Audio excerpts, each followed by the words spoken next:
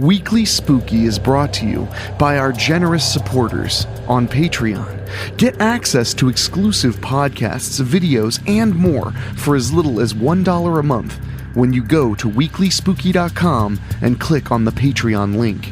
Your support has gotten us to 100 episodes, so join up today and help us create another 100 and beyond. Head over to WeeklySpooky.com and join the Patreon. There's a chill in the air. Must be fall.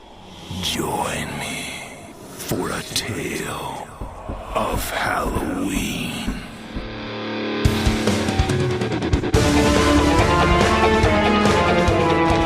You will experience tales of horror, ghosts, and death. It is not recommended for the weak at heart. Listen in the dark. It's more fun that way. This is Weekly Spooky.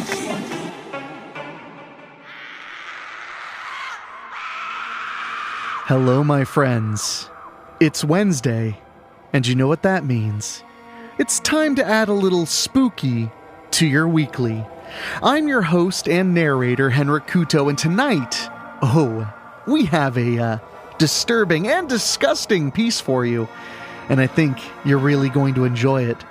But first, I just want to remind you to hit that subscribe button on whatever podcast app you're listening to the show on, because you're not going to want to miss a single episode, because every single Wednesday we're bringing you something scary, and we're bringing you a special bonus episode on Halloween Day. That's right, October 31st, there'll be a bonus episode of Weekly Spooky with a very scary, very festive story, so you don't want to miss that. And also, please, if you want to show us a little bit of love, go to your podcast app and give us a star rating, 4 or 5 stars, whatever you think is appropriate.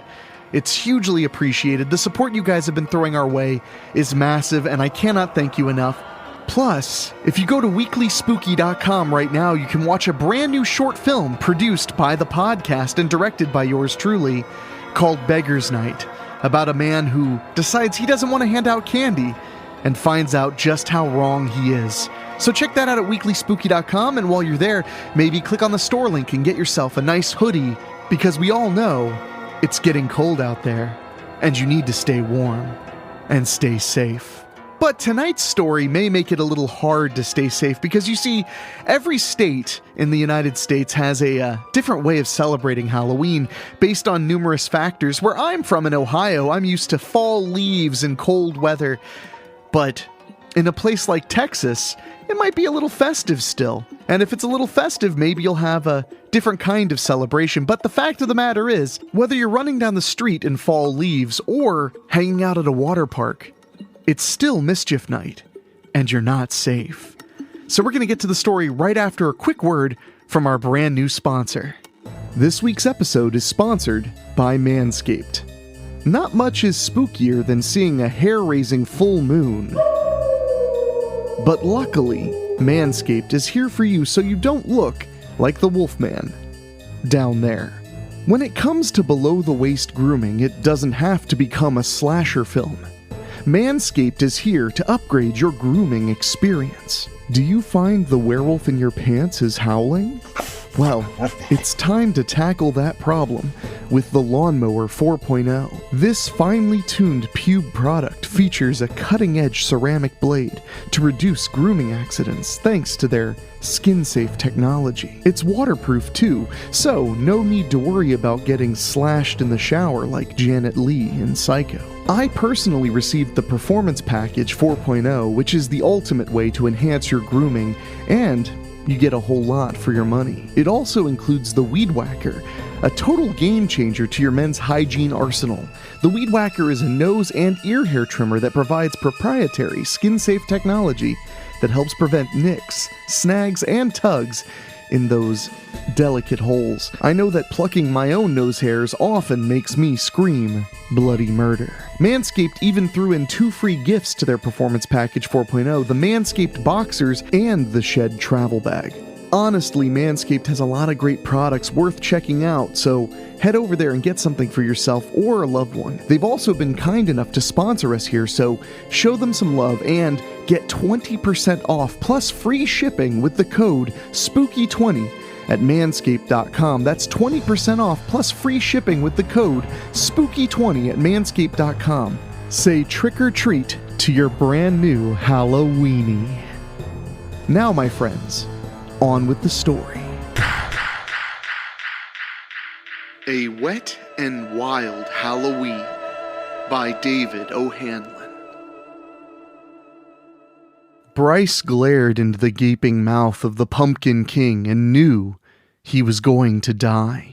He could hear the terrified screams of those already inside. The screeching, piercing wails of their panic rang out over the cacophony around him, drowning out the rest of the world.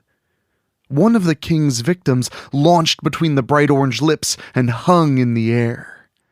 Bryce's stomach twisted in nervous knots as the child flailed about in the afternoon sky before splashing into the pool below. The little boy exploded through the surface and shrieked a prepubescent "Yee-haw!" Bryce shook his head and wandered around the ever-growing line of Texas's greatest water slide. The only thing good about the state was that Halloween was still hot enough to enjoy a trip to the water park. The other water slides were largely being ignored in favor of the big, new attraction. It was their last chance before the park closed for the year. Some twisted genius had designed the winding tubes of certainish death so that 4 people could go down simultaneously, crisscrossing each other's paths along the black and purple chutes until being vomited out of the Pumpkin King's smirking face. The oversized gourd hung perilously over a bat-shaped pool with orange lights illuminating the water from below, so the line of anxious guests could see the previous victims churning about. A heinous cackle emanated from hidden speakers, signaling the attendants to prepare the next victims. Bryce would be one of the night's sacrifices. Splashtown was open from the last day of school to Halloween every year, and with the water drop-shaped season pass around her neck, Rebecca Angle would be there almost every single day. Bryce had fallen in love with Rebecca when they shared a moon pie at recess in the 3rd grade. After 8 years of awkwardness, Bryce had finally worked up the nerve to ask Rebecca to go on a date with him.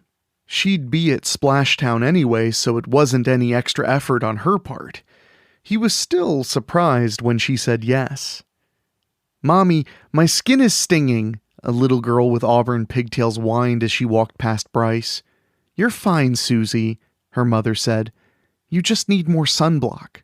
Bryce stuck his hands in the pockets of his swim trunks and made his way to the concession stands to meet up with Rebecca. He sniffed the air and tried not to drool at the flavors attacking his nose. He mentally untangled the sweet smell of funnel cakes from the savory chili dogs, the pizza slices from the cheeseburgers. His stomach growled with rage at the boy's new diet. Bryce rubbed his belly and looked down. For the first time since he was 7, he could see his feet again. He missed the delicious foods, but he was glad he'd started eating right and working out. He ordered a bottle of water and a bag of peanuts before taking a seat on a nearby bench. A girl walked by sniffing her hair. Though he couldn't see her face, Bryce recognized Tabby Winfield by her high-pitched, nasal whine. She tossed the thick braid over her shoulder and scrunched her nose. "The water here smells like Daddy's farmhands," she told her friends. Bryce remembered the girl from earlier and looked around the park. Others made sour expressions as they toweled off as well. A man rinsed his sobbing grandson off with a bottle of water. John Cahill, the star of the basketball team, retched excess water into a trash bin. Bryce watched more park-goers flying out of that damn pumpkin. Something was wrong.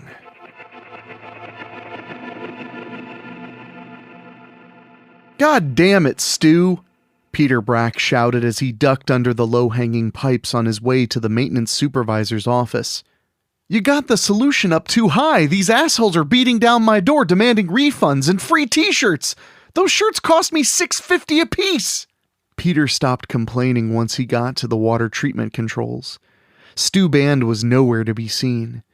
Pete checked the gauges on the machinery himself and sputtered his plump lips. Everything was in the green. He thumped them each to see if they were stuck, but nothing happened. He squatted as much as his knees allowed and stared at the water samples collected in the slight tubes. Something sparkled in the suspension. What in tarnation is going on? Pete scratched at his horseshoe of silver hair. Pete shouted for Stu again. No response. He continued his inspection of the machine, then stumbled to a halt. He closed his eyes and gritted his teeth, hoping he was wrong. He opened his eyes slowly and looked at the 55-gallon drums plumbed into the treatment lines with a defeated sigh. Pete had been running Splashtown for 30 years. The drums for the water treatment solution had always been blue polymer. Pete stomped closer to the red steel drums and rapped his knuckles against the side of the nearest one. It was already half empty. He searched each of them for a label or any other indication of what might have been inside. I'm going to break your scrawny neck, Stu. He grabbed the wheel to shut off the flow. The lawyers are going to have our balls for breakfast if this shit is toxic. A moist hand clamped onto the back of Peter Brack's neck. The screwdriver plunged into his ear, and he fell to the concrete. Stu's slimy, malformed hands cranked the wheel, fully opening the valves. Brack's final seconds were pure terror as he watched the sample tubes change color. That horrible shimmer became a frantic, swirling glow. Something slithered along the pipes overhead. Pete could almost see it.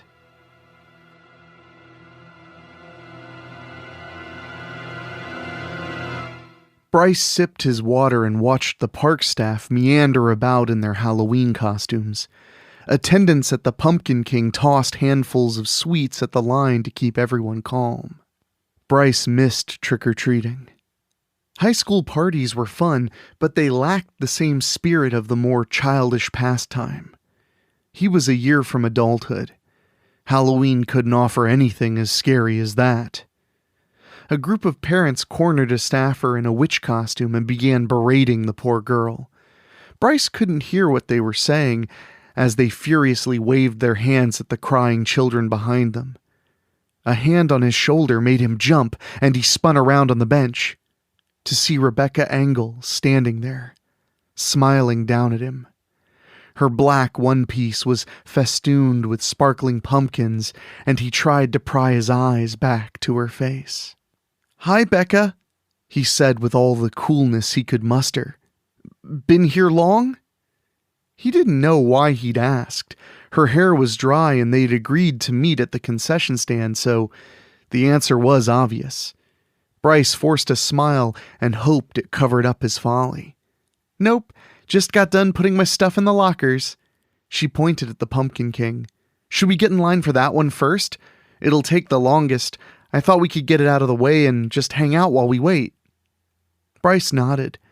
"Sure, sounds good." The line zigzagged back and forth in 6 rows between orange and black velvet ropes.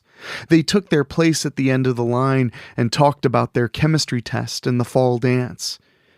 He was too distracted by more disgruntled guests, which caused him to miss his opportunity to ask her to the dance. He tried bringing the conversation back around to the event when the screaming started. They echoed down the tubes of the slide as heralds of the misery still to come. The child shot from the mouth of the Pumpkin King on an iridescent gout of violet water.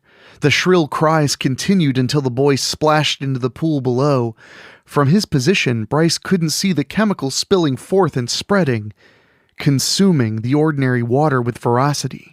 His gaze flicked back to the gargantuan gourd and the elderly man that flew out next. Bryce rubbed his eyes to clear what must have been a trick of the light.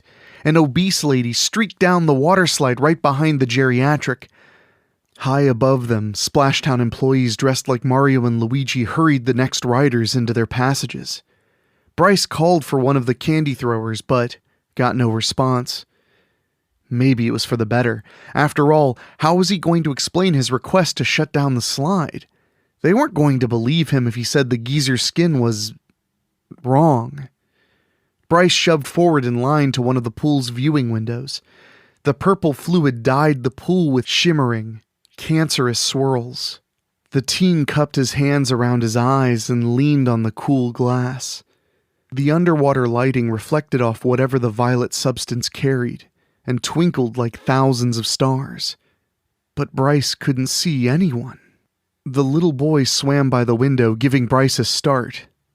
More screams pierced the evening, only these weren't filled with the playful fear of sliders.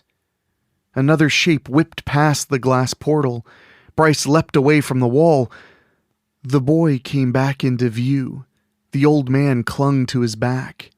Finger-length appendages danced from open wounds along the man's exposed torso. A shiny black spine snicked out each like switchblades and darted into the child's flesh. The fat lady flipped over the guardrail overhead and hit the sidewalk next to Bryce, pinning another impatient guest below her girth. Bryce listened to the muffled screams beneath her and saw the same dancing, worm-like things stretching out from her skin and fighting the fabric of her ill-advised bikini. He bolted to the back of the line for Rebecca as the crowd began to scream and run in all directions. Around the park, others were doing the same. Bryce seized Rebecca by the arm. "We've got to go, now!" "What's happening?" she asked as he dragged her away from the Pumpkin King. "Did someone get hurt?" Tabby Winfield answered her question by tackling two of their classmates. Her hand gripped the bag of Tom Zabo's collar. The worm things tore out between her fingers and stuck their talons into the base of his skull. Tom's date squirmed under Tabby, who lifted her head in a weak, shrill scream. Her throat undulated and ripped open wide, revealing rows of teeth. The new mouth clamped onto the trapped girl's skull with a crunch. "What the hell?" Becca whimpered. She stumbled as Bryce pulled her along. More park-goers were being attacked by the mutants. Their new digits twisted away from their bodies in search of prey. The black talons darted in and out, ready to pierce flesh. Victims screamed and cried around them. Bryce pulled Rebecca into one of the restrooms and slammed the door. His hand slapped at a bare brass plate. "Damn it!" he shouted, kicking the door. "It only locks from the outside." "Wonderful hiding spot. It'll do for now." "Do you mind?" a voice bellowed from one of the stalls. "Some of us are concentrating." "There's an emergency!" Rebecca shouted. "Do you have a phone?" "Obviously." The toilet flushed. What else do people do on the toilet? The door swung open and a middle-aged man in a Power Rangers costume stepped out, adjusting the bulge in his crotch. "Don't worry, miss. It's a sock, not a chubby," he informed Rebecca. "Spandex isn't the most flattering fabric. Gotta beef up the beef bus for all the single moms that come through here. Know what I'm saying?" "Jesus Christ, mutants inside and out," Rebecca grumbled. "You've got some mighty fine genetics," the old man told her. "Wouldn't have any single moms swinging in your family tree, would you?" "Listen, Harvey Weinstein, people are getting killed outside and we need to call for help," she blurted. "Hell, I was just joking about the phone," he said. "They make us lock them up at the start of each shift." Bryce pointed at the plastic card dangling around the man's neck. "You're an employee? Who else wears a costume to a water park?" He chuckled. "Name's Flint. Flint Stone. You can shit-can the jokes, I've heard them all my life." "Then you can get us to an office, a guard shack," Bryce stammered. "I don't care where, just somewhere with a phone." "That's cute, kid," Flint told him. "I'm not taking you anywhere to make a prank call to the police about monsters eating people." "Can't you hear the screams?" Rebecca questioned. "People are always screaming. It's an amusement park. Factor in bored staffers in spooky costumes and they'll do it more so. Frankly, miss, it sounds like a Tuesday." The door exploded inward, shattering from the force of the blow before the hinges could swing it open safely. A man rolled across the tile and came to a stop on all fours. The white digits wriggled from his back like thick, sentient hairs. Purple drool trickled from the corner of his mouth, forming a puddle beside his head. A tooth dropped into the saliva, followed by another, and another. Brown, anorexic serpents slithered from the empty sockets of his gums, stretching 2 feet in front of him. Mandibles unfurled from the sides of each creature's head and snipped at the air. Flint backed away. Slowly, his boots squeaked on the damp tile, drawing a hiss from the throat slit of the mutant. The 3 oversized worms lunged forward. Their motion tugged the man-thing forward as they followed the sound of Flint's retreat. The infected man sprang up and dashed across the bathroom. Bryce stuck out his foot and tripped the creature. It toppled to the floor and slid closer to Flint. The mandibles hooked into his thigh and he let out a shrill squeal before kicking the man's jaw shut on the bizarre appendages. They released their prey and shot backwards. Flint leapt into the air and came down on the man's back with both feet. The black talons speared at the white leather boots with sewing machine quickness. Flint pushed off, rolling across the floor and away from the failed counterattack. He dipped into the stall and shut the door. "Seriously?" Rebecca shouted after him. Bryce hefted the rubber trash can overhead and tossed it at the creature. It bounced off, harmlessly. Rebecca looked around for something more effective when the creature jumped to its feet. The throat slit spread wide and gurgled a threat. The stall door banged open and Flint rushed toward the creature and bashed it across the back of the head with a green bucket. A follow-up shot sent it careening into a mirror. The glass fell into the sink and clattered to the floor. The makeshift weapon flipped open and Flint swung it upward in a single deft motion. It wasn't a bucket, but the helmet to his costume. He clicked the latches in place. "Can't go into battle without my armor," Flint muttered and dipped under an attack from the mouth tentacles. His gloved fingers found a piece of glass in the sink a moment before the man-thing's hand closed around his neck. A talon clicked against the plastic helmet and drew back for another try. Bryce placed his foot on the wall and tore the paper towel dispenser free. The creature turned its attention to the sudden commotion long enough for Flint to drive the shiv into its torso. The chest wound sputtered as the obsolete lungs drained of air. The mouth tentacles reared back and struck at the helmet. Flint thrust the glass dagger into the man's abdomen and slit him from hip to hip. Intestines unspooled from the wound and piled at Flint's feet. And then, something else plopped into the viscera. The former person collapsed in a heap as the thing evacuated the host body.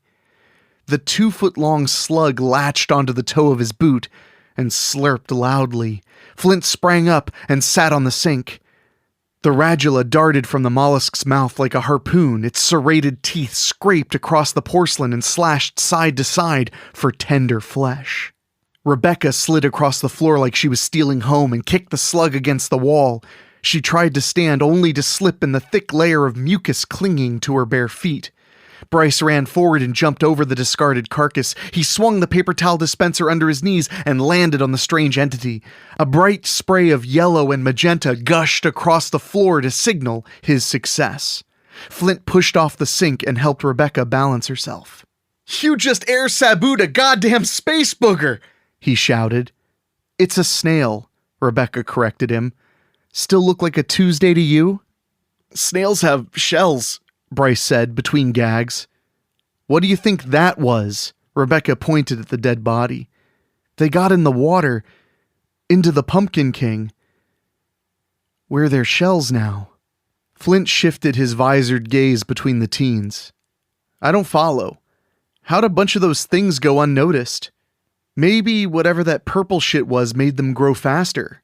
Bryce threw his hands into the air. "What's it matter? It drooled purple too." Rebecca shook her head. "These things might be able to infect others by attacking them. We can't let them out of Splashtown." "Snails move slow," Flint said. "Like goddamn hobbits trekking to Mordor slow. We've got time. If you've got a plan, that is." "Salt," Bryce suggested. "We'd need a lot of it, not to mention a way to disperse it." Check and check. Flint put a hand on each of their shoulders. You can't see it behind this totally bitchin' and officially licensed replica helmet, but I'm smiling bigger than shit right now. Rebecca turned to the door. Well then, let's yabba dabba do this. Flint groaned. You just had to fucking say it, didn't you? This is not a plan, Bryce shouted. Creatures hissed and shrieked in hot pursuit of the six-wheeled ATV, designed for utility, not recreation. The vehicle was barely keeping its lead under the weight of its cargo. If there's one thing Texans don't fear, it's a high-cholesterol diet.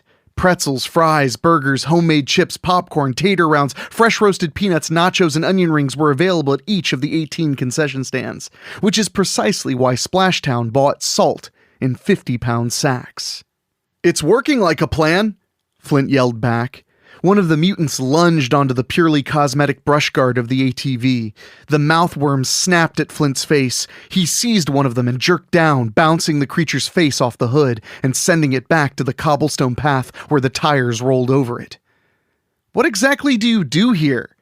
Supposed to be helping on the Pumpkin King. Good thing I ate Pizza Heroes last night. If I hadn't had the shits, the lines would have been moving faster, and you'd be a hobo murder slug's new tenement. Thank you for your poor dietary choices. Hopefully your girlfriend's in position. She's not my girlfriend, Bryce corrected him. Son, you're about to save the entire state from Satan's escargot. Flint punched him in the arm. Soon as we kill these jizz-drooling sons of bitches, she'll be all over you like imitation cheese sauce on a corn chip. You should consider writing poetry. Roses are red, violets are blue, I get carpal tunnel thinking of you. Flint laughed. There's one for you to use when you ask her to make it official later. Rebecca waved at them from a tower high above the path. Flint bleeped the horn 3 times to signal her to go. She stepped out of the tower and rode the zipline across the way to the platform over Tsunami Falls. She grabbed the bullhorn from the hook next to the lifeguard station and squeezed the trigger. Hey, over here! Her voice bellowed across the park. Come and get me! Several mutants clambered through the pool below and slipped about in a vain attempt to scale the curly slides leading up to her. She smiled down at them. Her plan was working. Complex alien biology aside, they were still powered by primitive ganglia clusters. She needed as many of the stupid mutants coming after her as possible. She pressed the button on the bullhorn to set off a siren. You space snail dickheads hear that? She called out.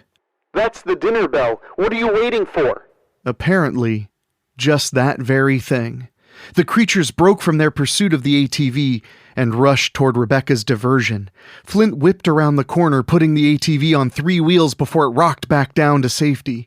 A wall of mutants converged on their path. Some more changed than others. Mouth tentacles flailed in anticipation of the fight. I'll meet you at the water treatment station. Take the wheel. Flint didn't wait for Bryce to listen. He rolled out of his seat and toppled across the path. He groaned and tried to ignore the bone sticking out of his forearm. It looked a lot easier in the movies. This is what we get for using civilian contractors. General Wade Sisko pinched the bridge of his nose. Do we know the location of the samples? Captain Del Harmon leaned a curvy hip on the plastic blue drums they'd been shipped by mistake and nodded slowly. Fuck, Sisko sighed. How bad is it? She waved for the general to follow her. They navigated the winding corridor to the elevator. An intern mixed up the shipping instructions. We got water treatment chemicals, Del Carmen said with a voice too sweet for her skill set. The Argos samples went to a water park in eastern Texas. The elevator door hissed open in a room full of computer stations and one wall-to-wall screen showing a live satellite feed of Splashtown. Mutated guests ran down victims, small fires burned, corpses twitched to life as the parasitic mollusks burrowed into their brains and took control of the flesh. Do we have options? Sisko asked. Nuclear and conventional, the captain stated bluntly. Retrieval is out of the question at this point. The site and samples are lost. We only need one, Sisko reminded her. I want a team in there to snatch one of those things. Have our people cook a story about a chemical spill. Yes, sir, Del Carmen said. "Aren't we forgetting about the big one, sir?" "Oh, him." Cisco swallowed hard. "Scratch the retrieval. Burn the whole site." Flint spotted a salt sack that had fallen when the ATV tipped and darted for it. He tore the bag open as the horde charged closer. He tossed a handful of salt at the nearest one. It plowed into him, driving him to the ground. The human host was protecting the snail inside from the salt. Flint clutched the mutant by the chin, pushing the snapping tentacles away. The throat slit hissed and chewed the air. Flint gritted his teeth and used the bone protruding from his arm to stab into the creature's chest, aiming for the slug inside. A magenta spurt let him know he'd found it. He stabbed it again. The corpse went limp, pinning him to the path. He felt the stick of black spines going into his legs. The world became a kaleidoscope of shapes and colors. The ground swayed beneath him like a gentle current. Pain drifted away from his wounds, and he giggled softly. "Sons of bitches brought the good stuff to the party," Flint said quietly. "You guys are swell." A small mutant with auburn pigtails tore Flint's arm off at the elbow and shoved the nub to her throat slit. "This is better than Ozfest," Flint snorted. "Just swell."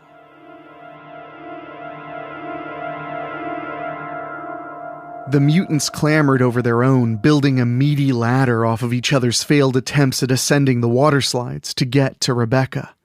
Her plan was working. Too well. She scurried down the ladder into the tiny chamber where the staff entered the ride and cracked the door open.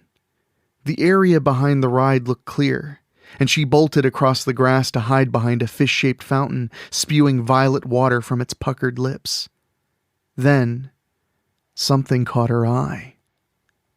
The clear path to the front gate.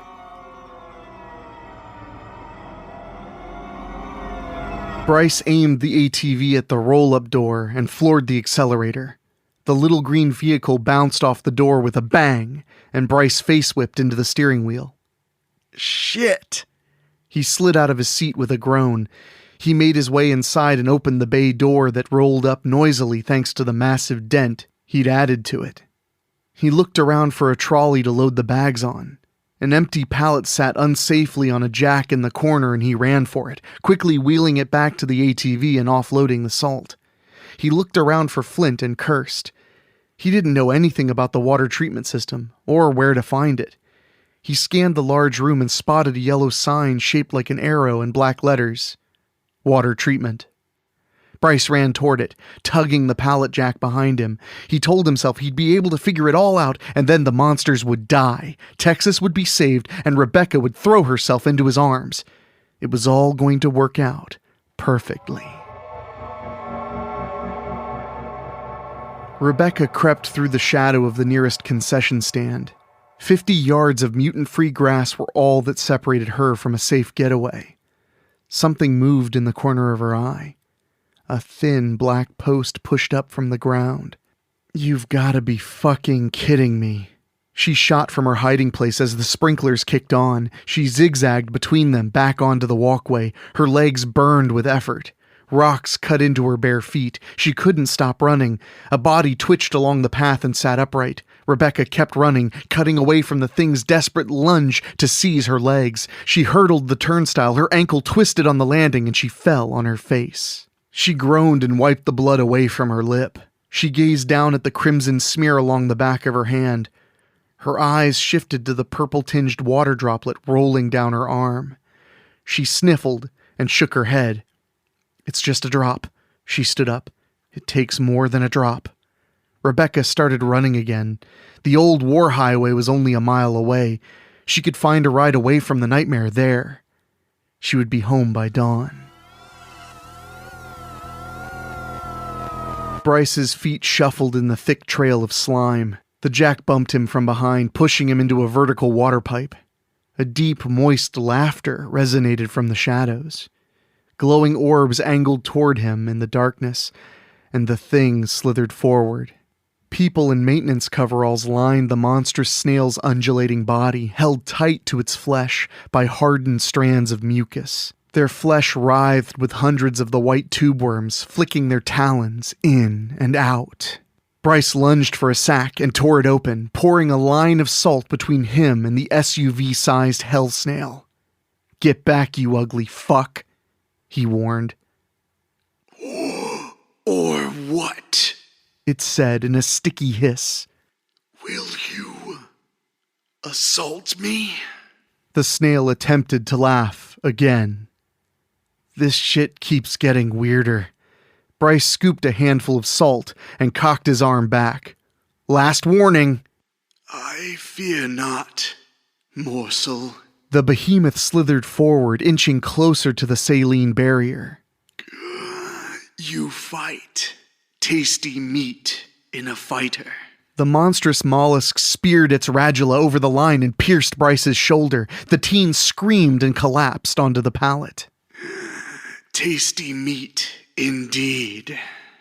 Bryce clutched the wound, watching his own blood spurt between his fingers. He remembered enough from biology class to know the brachial artery was severed. He was a goner. "You want to taste a fighter?" Bryce rolled over and pressed his gory hands into the salt. "Let me just season your meal first." The snail overlord stretched its head across the line, letting the tip of the radula wrap around Bryce's ankle. It tugged the teen closer. He rolled and punched the organ. The snail whipped back its head, slinging the radula side to side. Violet drool splattered Bryce as it roared angrily. "Your motherfucks garden gnomes." Bryce lunged forward, punching the beast in the gaps of its cadaver shell. The mucus-glazed tissue shriveled and bubbled in the wake of the boy's salted knuckles. He jumped up and struck a blow against one of the beast's googly eyes, rupturing the orb in a shower of goo. The monster headbutted him to the floor. "Valorous effort, morsel," the snail said in a pained slur. "but you have failed."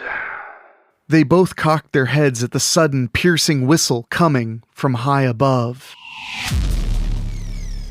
Rebecca Engel watched the ground sail beneath her and then toppled through the muddy field. She groaned with pain as she sat down and tried to orient herself. A fiery pillar rose where Splashtown used to be. She hadn't even heard the explosion when the shockwave caught up with her and launched her far, far from the nightmare. Everything was gone. All the monsters were dead. So was Bryce. She'd wanted to tell him how much she liked him ever since they shared a moon pie at recess in the 3rd grade. But she was always too chicken. He died trying to save her and the rest of the world from the murderous mollusks. At least that much happened. We're all safe now, Bryce. We won. It's over, Rebecca said softly, and scratched at a stinging spot on her arm.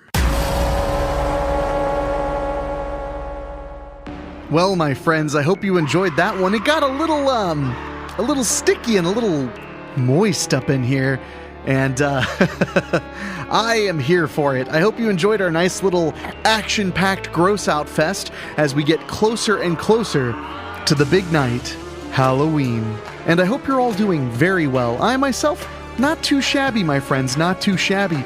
And I want to say a huge thank you to all the new listeners we've gotten this October. October is, of course, the time to shine for Weekly Spooky, but if you're just joining us, be aware we stick around every single week of the year.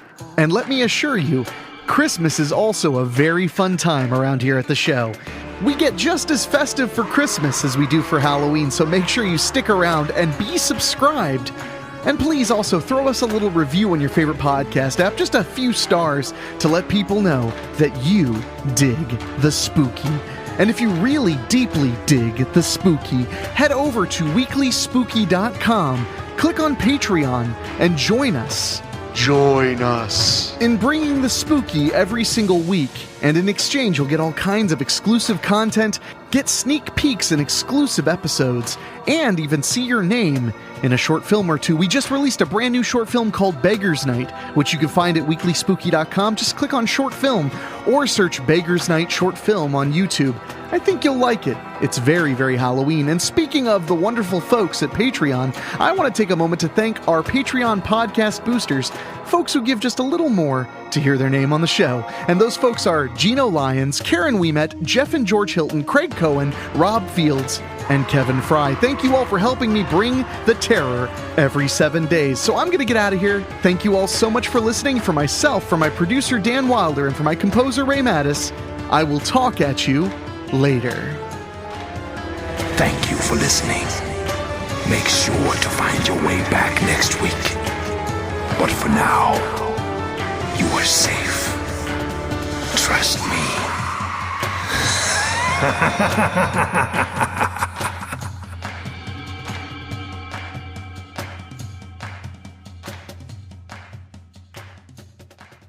This week's episode was sponsored by Manscaped. Not much is spookier than seeing a hair-raising full moon. But luckily, Manscaped is here for you so you don't look like the Wolfman down there. When it comes to below-the-waist grooming, it doesn't have to become a slasher film. Manscaped is here to upgrade your grooming experience.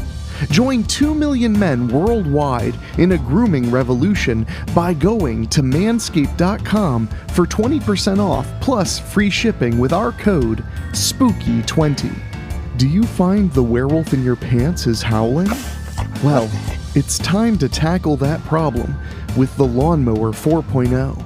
This finely tuned pube product features a cutting-edge ceramic blade to reduce grooming accidents thanks to their skin-safe technology. And did I mention, it's waterproof too, so no need to worry about getting slashed in the shower like Janet Leigh in Psycho. Manscaped also makes sure you're smelling fresh with their refined body wash. Gentlemen, the ladies love their signature scent, so don't scare them away with anything else. I personally received the Performance Package 4.0, which is the ultimate way to enhance your grooming, and you get a whole lot for your money. It also includes the Weed Whacker, a total game changer to your men's hygiene arsenal. The Weed Whacker is a nose and ear hair trimmer that provides proprietary skin-safe technology that helps prevent nicks, snags, and tugs in those delicate holes. I know that plucking my own nose hairs often makes me scream bloody murder. Their Crop Preserver Ball Deodorant and Crop Reviver Ball Toner will make sure your pumpkins stay fresh. But don't let the humorous names fool you. These work great and they smell fantastic. Manscaped even threw in 2 free gifts to their Performance Package 4.0, the Manscaped Boxers and the Shed Travel Bag. Honestly, Manscaped has a ton of other game-changing products on their website, so be sure to check it out. They've also been kind enough to sponsor us here, so show them some love and get 20% off plus free shipping with the code SPOOKY20 at manscaped.com. That's 20% off plus free shipping with the code SPOOKY20 at manscaped.com. So treat yourself or that hairy, scary man in your life. Say trick or treat to your brand new Halloweenie. Thank you for listening. See you next week.